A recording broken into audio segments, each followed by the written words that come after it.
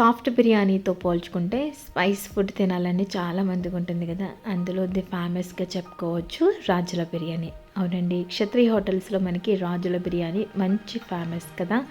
ఈ బిర్యానీ మన ఇంట్లోనే అచ్చం రెస్టారెంట్ స్టైల్లోనే అదే రుచితో అదే రంగుతో ఎలా తయారు చేసుకోవాలో మీకు చూపిస్తాను.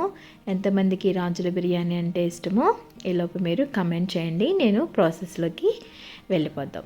ఈ రాజుల బిర్యానీ చేయడానికి ఎండుమిర్చి, యాలకులు, జీలకర్ర, రాతి పువ్వు, సోంపు, కొజానా పువ్వు, మనకి ఆల్ మసాలా స్పైసెస్ని తీసుకుని అలాగే మనకి ధనియాలను కూడా తీసుకుని దోరగా వేయించుకోవాలి. ఇలా వేయించుకుని దాన్ని చల్లారబెట్టుకోవడానికి పక్కన పెట్టేసుకుందాం. ఇప్పుడు మనకి బిర్యానీలోకి రాజుల బిర్యానీలోకి మనకి సాంబార్ ఉల్లిపాయలు అవైలబుల్ లేకపోతే కనుక పెద్ద ఉల్లిపాయలని ఓన్లీ 4 పీసెస్ కింద కట్ చేసుకోవాలి.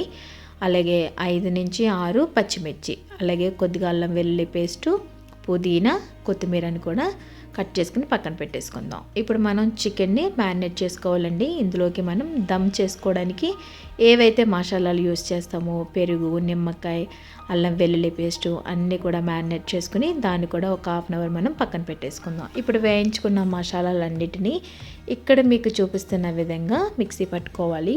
బాగా మెత్తగా కాకుండా మరీ బరకగా కాకుండా కొంచెం ఇక్కడ చూపిస్తున్న విధంగా మనం మసాలాని పట్టుకొని పక్కన పెట్టుకుందాం. ఇప్పుడు వెడల్పాటి మందపాటి గిన్నెని తీసుకుని 1 టేబుల్ స్పూన్ వరకు నెయ్యిని యాడ్ చేసుకోండి. ఒక 4 టేబుల్ స్పూన్ల వరకు నార్మల్ ఆయిల్ని యాడ్ చేసుకుని ఓన్లీ ఇందులో బిర్యానీ ఆకుని మాత్రమే యూస్ చేస్తున్నానండి. మిగతాదంతా మనం మిక్సీ పట్టుకున్నాం కాబట్టి అది వేసుకుంటే సరిపోతుంది. ఇప్పుడు ఇందులోకి పెద్దగా కట్ చేసుకున్న ఉల్లిపాయల్ని వేసుకుని పచ్చిమిర్చిని కూడా మధ్యలో మాత్రమే ఘాటు పెట్టుకోండి. మనం చీరుకుంటే కనుక స్పైసీ ఎక్కువైపోతుంది. ఇందులోనే అల్లం వెల్లుల్లి పేస్ట్ కూడా వేసుకొని బాగా ఇవన్నీ దోరగా వేయించుకోవాలన్నమాట.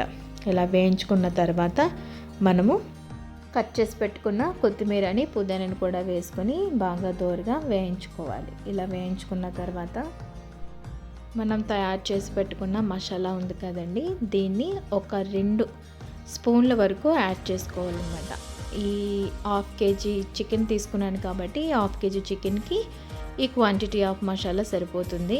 ఈ మసాలాను కూడా ఆల్రెడీ మనం దోరగా వేయించి తీసుకున్నాం కాబట్టి ఒకసారి సాల్ట్ చేసుకుని మనం మ్యారినేట్ చేసుకున్న చికెన్ని ఇందులోకి ట్రాన్స్ఫర్ చేసుకోవాలండి. ఈ చికెన్ని మనం బాగా మెత్తగా ఉడికించుకోవాలి.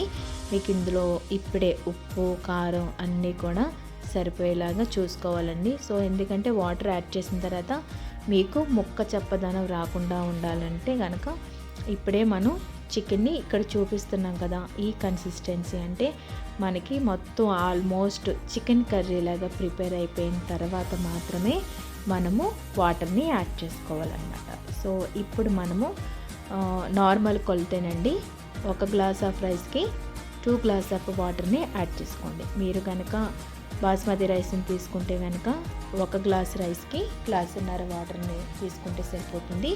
మనకి రాజుల బిర్యానీ నార్మల్ రైస్తో చేసుకుంటే లేదంటే చిట్టుముచ్చాల రైస్తో చేసుకుంటేనే బాగుంటుంది.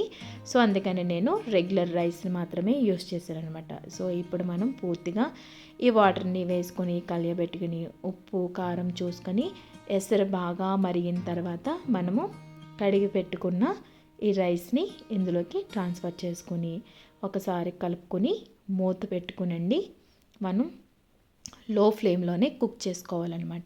సో హై ఫ్లేమ్లో పెట్టుకుంటే త్వరగా అడుగు మాడిపోతుంది కాబట్టి మనము లో ఫ్లేమ్లో పెట్టుకుని ఒక 20 to 30 మినిట్స్ మనం ఉడికించుకుంటే కనుక ఎంతో పర్ఫెక్ట్గా ఉండే రాజుల బిర్యానీ రెడీ అయిపోతుందండి. ఇప్పుడు ఫైనల్గా మనం మూత పెట్టుకుని ఒకసారి ఆల్మోస్ట్ మనకి దగ్గర పడిపోతే ఉన్నప్పుడు మనకు తెలుస్తుంది కదా, ఒకసారి మూత తీసుకుని ఒకసారి కలుపుకోవాలి. ఎందుకంటే మనకి మసాలా అనేది పైకి వచ్చేస్తుంది కాబట్టి ఒకసారి పూర్తిగా గరిటె తీసుకుని మొత్తం రైస్ అంతా కలిసేలాగా ఆ మసాలా మిశ్రమాన్ని అంతటినీ కలుపుకొని ఒక 5 మినిట్స్ కనుక మనం మూత పెట్టి వదిలేస్తే మనకి రాజుల బిర్యానీ ఎంతో టేస్టీగా ఉండే బిర్యానీ రెడీ అయిపోతుందండి. ఇప్పుడు ఫైనల్గా మనం కొద్దిగా కొత్తిమీర అలాగే పుదీనాని కూడా మీరు చాప్ చేసుకుని వేసుకోవచ్చు అనమాట.